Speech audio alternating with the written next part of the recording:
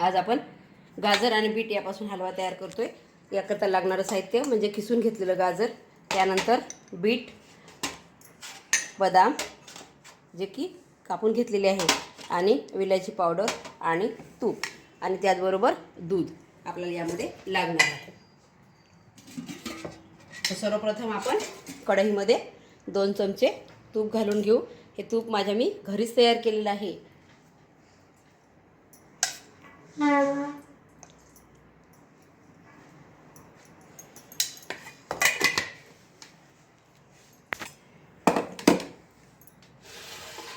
आता यामध्ये सर्वप्रथम आपल्याला हे बदाम सुरू करू आपण आपल्या रेसिपीला।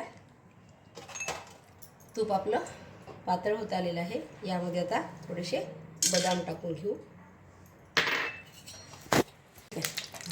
बदाम आपल्याला हे थोडेसे तळून घ्यायचे आहे, जेणेकरून हलव्यासोबत ते खायला क्रंची लागतात। आता यामध्ये आपल्याला बीट घालायचं आहे।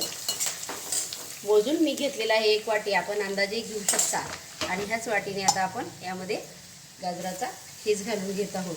गाजराचा खीस हा बीटापेक्षा केव्हाही आपल्याला जास्त घालायचा आहे। या ठिकाणी मी 3 वाट्या जवळपास माझा हा खीस भरलेला आहे।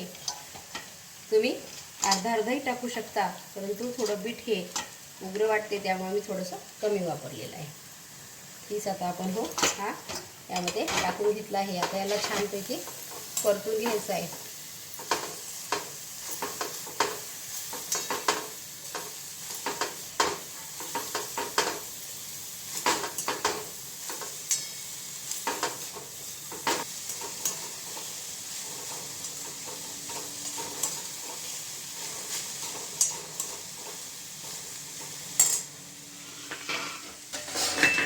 यामध्ये आता आपल्याला दूध घालायचं आहे, जेणेकरून दुधामध्ये ते छान शिजल्या जाईल। थोडासा क्रीम देखील यामध्ये पडलेला आहे, तेही साय देखील मी या ठिकाणी घालत आहे। साय घातल्यामुळे याला छान चव येते।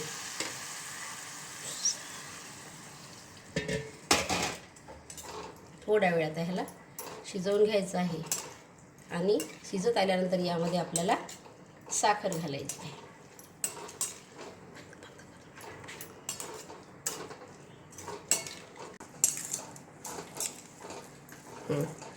हे दूध छान यामध्ये आता मिक्स झालेलं आहे। याला थोडा वेळ 5 मिनिटं आपण शिजवून घेऊ। थोडंसं याच्यावरती आपण झाकण ठेवून देऊ।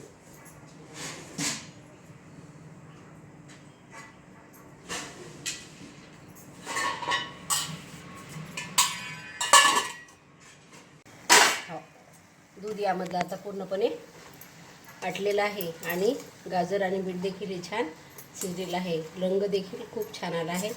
यामध्ये आता आपण साखर घालून घेऊया। साखर ही मी एक माप म्हणजे 1 वाटी घेतली आहे। ज्या वाटीने आपण खीस घेतला होता, 3 वाट्या गाजराचा खीस आणि 1 वाटी बीटाचा आणि 1 वाटी साखर मी यामध्ये घालत आहे। आपण आपल्या चवीनुसार घालू शकता, आवडीनुसार, परंतु आमच्याकडे गोड जास्त खात नसल्यामुळं मी या ठिकाणी कमी वापरलेलं आहे। कारण गाजर हे गोड असतं आणि बीटाची चव देखील थोडीशी गोडच असते, त्यामुळे मी थोडीशी साखर कमी वापरलेली आहे।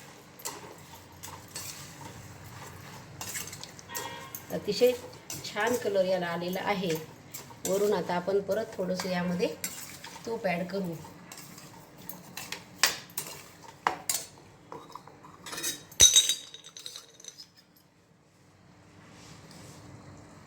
आधी भरपूर तूप घातलेलं आहे, त्यामुळे थोडंसं मी वरतून या ठिकाणी टाकत आहे। आणि साखर पूर्णपणे यामध्ये आता विरघळून घ्यायची आहे।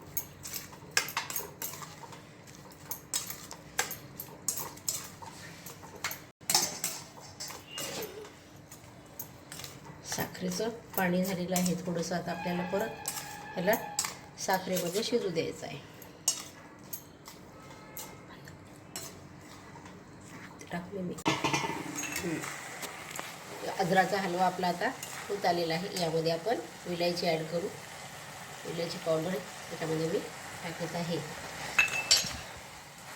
आणि छान याला मिक्स करून घेऊ।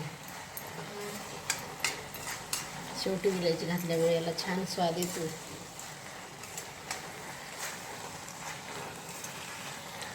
छान रसरशीत असा आपला गाजराचा हलवा आता तयार झालेला आहे।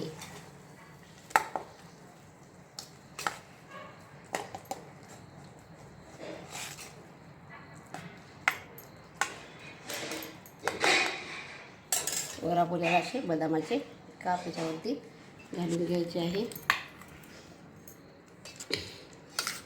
तयार आहे आपला गाजराचा हलवा. आवडला असेल तर लाईक करा, शेअर करा आणि कमेंट करा.